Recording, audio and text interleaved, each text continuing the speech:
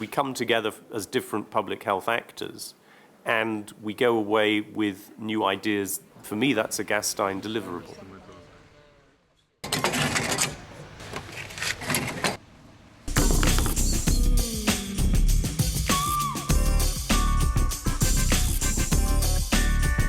In coming months, crucial decisions will be made that shape our economies and our health for years to come.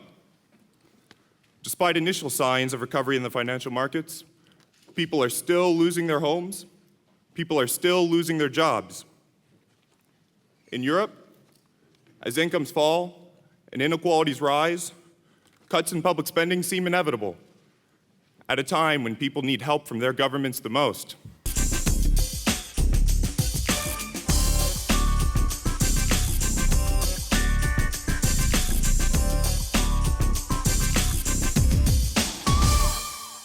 Drivers of health, and particularly of health inequity, lie outside the healthcare system. So it's not just that there won't be enough money for the healthcare system, but everything else that matters in people's lives will be affected by the economic crisis. And if we're not careful, it'll have an adverse impact on the distribution of health.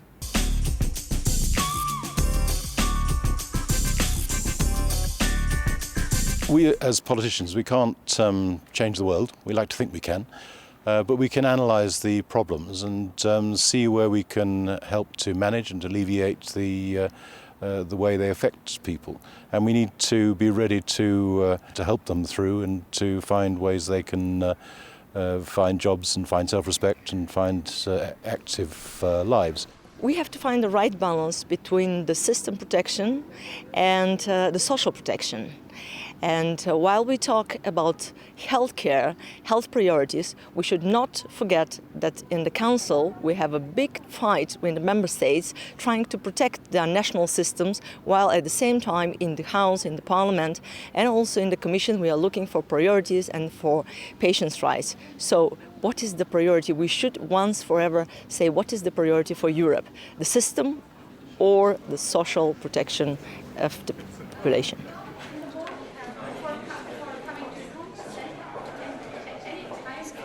There are 420,000 chronic disease patients in Latvia, and they've been dramatically affected by restructuring, reorganisation of reimbursement systems and also closure of hospitals. Overall, there's a report that 40% of patient organisations feel that their health status has significantly worsened over the last year. Whatever happens in Europe is going to be magnified in the rest of the world. The financial and economic crisis may have begun in the rich countries, but it'll be much bigger in its impact on low and middle income countries in terms of poverty, lack of jobs, the effect of lack of trade, the downturn of trade, cutting of overseas development assistance. So we've got to pay attention.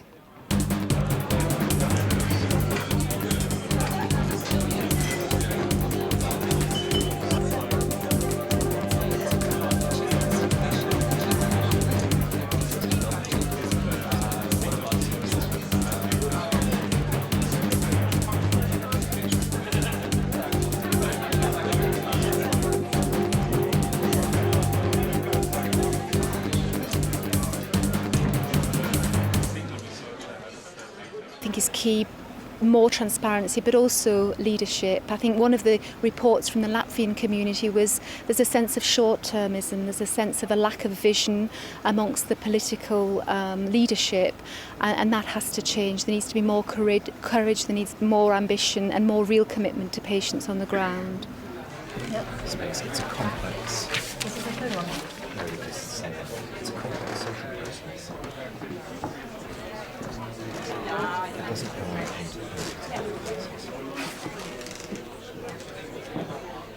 into It is a risk for moving, for example, public funding into private funding, but there's a huge opportunity to rebuild the system with the resources used more wisely and trying to identify efficiency gains in order to improve the performance of the healthcare system overall. And I think flexibility is one of the key factors for that.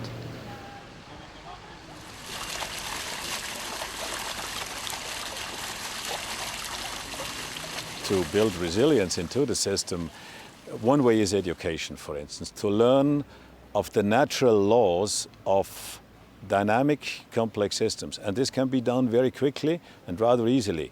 We just finished the Eco-Policiade in Germany. 90,000 children between 12 and 17 took part in sort of an Olympic game of how to govern complex system in the position, in the role of politicians. The award ceremony took place in the Deutsche Bundestag in June. So they learned it within a few weeks and months, quite by the instrument of gaming. An intelligent investment in our health systems, I think, is really key at this point. And that's very difficult in times of scarcity and when you really begin to think about where and how do I spend my money. But I think intelligent investment to make sure that we've got the clinical leadership and the managerial leadership to really effect the change that we need is fundamental now.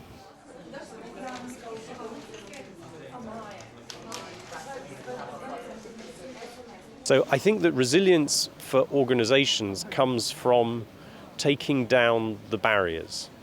I think that what has come across much more strongly in this Gastein with the economic crisis and with our policy agenda is the need for everyone to be a partner for health. We've always said it, but I think it's now very clear that that is a necessary condition for success. If everybody is involved, firemen, teachers, as well as doctors and dentists, then we can be sure that the health system in the broad sense will be more resilient.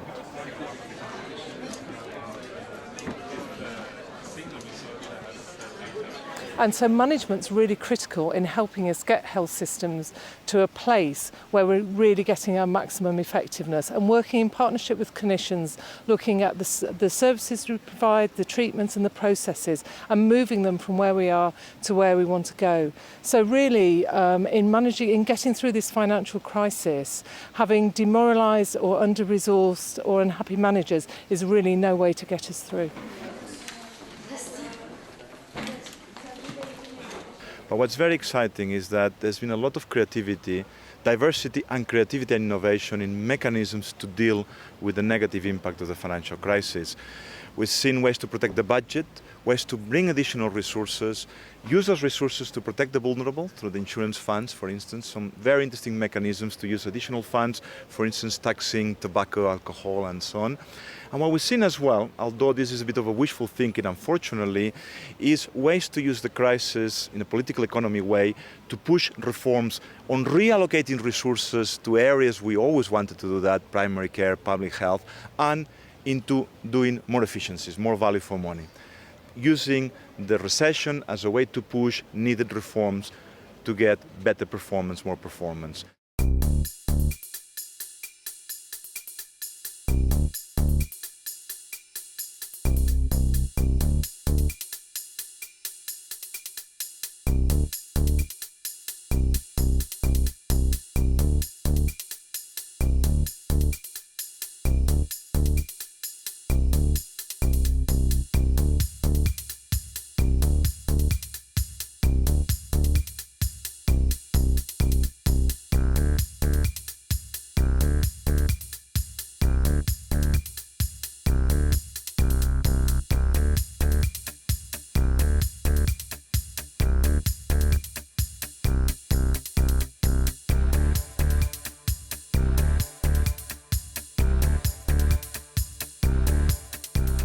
And the key insight is that there's really enough money around. That even though we've got an economic crisis, we're fantastically rich. It's how that money is distributed and what it's spent on. If you look at, last time I counted, $7 trillion had gone into bailing out the banks. $7 trillion. We put in the report of the Commission on Social Determinants of Health that it would cost $100 billion to upgrade the slums. And when we put that in the report, I thought, this is nonsense. Who would take $100 billion seriously? $7 trillion to bail out the banks. We've got lots of money. The question is, how are we going to use it?